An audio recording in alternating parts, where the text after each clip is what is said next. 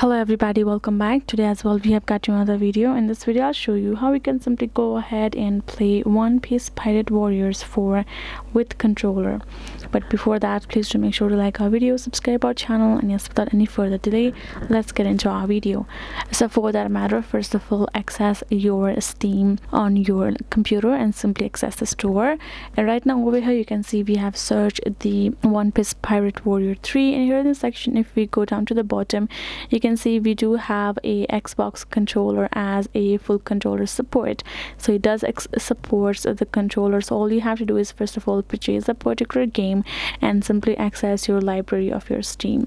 So once you're over here, you can see currently I do not have that particular game purchased, so I cannot show you, but I will show you the simple layout for the other game.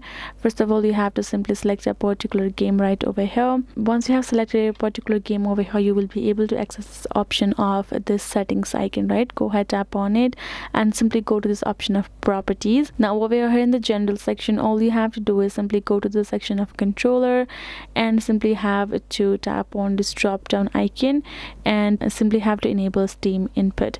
Once you have done so, you will be able to input Steam, and you can see Steam input status would be Xbox controller, PlayStation, any controller would do.